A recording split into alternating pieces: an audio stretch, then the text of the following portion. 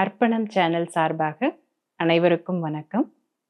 இன்றைய நாள் இனிமையான நாளாக அமையட்டும். இன்றைய கதையின் பெயர் மருந்து பாட்டில்.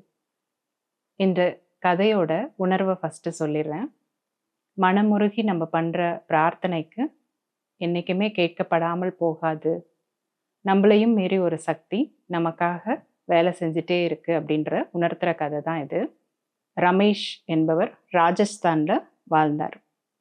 அவர் ஒரு மருந்து கடை வச்சிருக்கவர். மருந்து கடைக்கு வந்த போதெல்லாம் அந்த மருந்து கடையை நல்லா சுத்தம் பண்ணிட்டு, அந்த மருந்து கடையோட மூலையில் ஒரு கிருஷ்ணர் ஃபோட்டோவை வச்சுருப்பார். அதையும் நல்லா சுத்தம் பண்ணிட்டு எப்பவுமே ஒரு பிரார்த்தனையோடு தான் ஆரம்பிப்பார். அவர்கிட்ட மருந்து வாங்க வர்றவங்க கிட்ட அந்த மருந்தை கொடுக்கும்போது அந்த நோயாளிகளுக்கு குணமாயிடுன்ற ஒரு பிரார்த்தனையோடு அவர் அந்த மருந்துகளை கொடுத்துட்டு இருந்தார். அவருக்கு ராகேஷ்னு ஒரு பையன். அவர் இந்த விஷயங்கள் எல்லாத்தையுமே தினமும் பார்த்துட்டே இருப்பார். ஒரு காலத்தில் அவரும் அந்த படிப்பை முடிச்சுட்டு அவரும் அந்த மருந்து கடையிலேயே வேலை பார்க்க ஆரம்பிக்கிறார். அவங்க அப்பாவுக்கு வயசாயிட்டே வருது.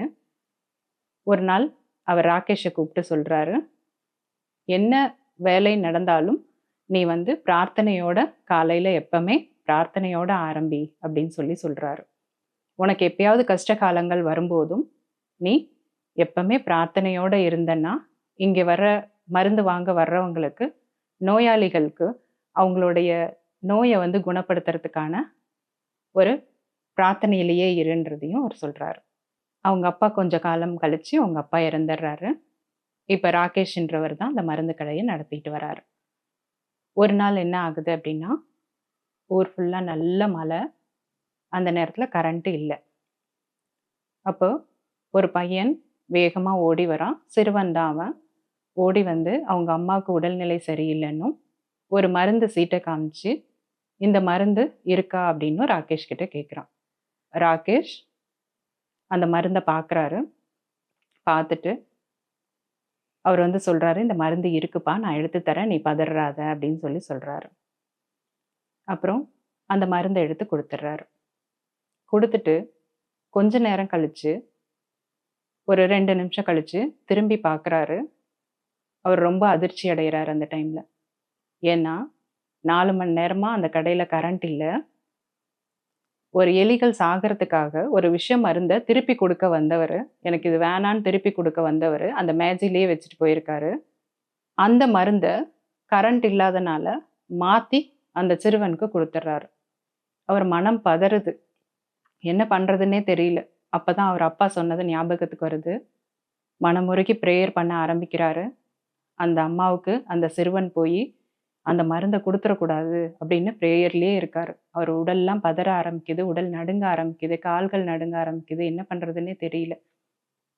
ஒரு 5 நிமிஷம் கழித்து திரும்பி பார்க்கும்போது அந்த சிறுவன் அந்த மலையில் கூட வேர்க்க விறுவிறுக்க நிற்கிறான்.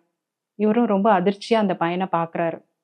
அண்ணா, நான் இந்த மருந்து பாட்டிலை எடுத்துகிட்டு போகும்போது வழியில் கால் வலிக்கு விழுந்துட்டேன். அந்த மருந்து பாட்டில் உடஞ்சிருச்சு. எனக்கு வேற ஒரு மருந்து பாட்டில் இருந்தால் கொடுக்குறீங்களா? என்கிட்ட பணம் கூட இல்லை அப்படின்னு சொல்கிறான். இதை கேட்ட ராகேஷ்க்கு கண்ணீர் வழிஞ்சிட்ருக்கு. அவரால் என்ன பண்ணுறதுன்னே தெரியல. மனமுருகி தான் செஞ்ச பிரார்த்தனைக்கு கடவுள் ஒரு பெரிய வெளிச்சத்தை கொடுத்த மாதிரி இருக்கு. இந்த கதையிலிருந்து நாம் உணர்றது என்னென்னா, எந்த ஒரு பிரார்த்தனையும் மனமுருகி பண்ணும்போது அன்பும் இரக்கத்துடனும் பக்தியுடனும் நம்ம இந்த பிரார்த்தனையை பண்ணிகிட்டே இருக்கும்போது அது நமக்கே தெரியாமல் ஒரு சக்திக்கு கேட்கப்படாமல் போகாது. எல்லாத்துக்குமே ஒரு வழி பிறக்கும். அனைவருக்கும் நன்றி.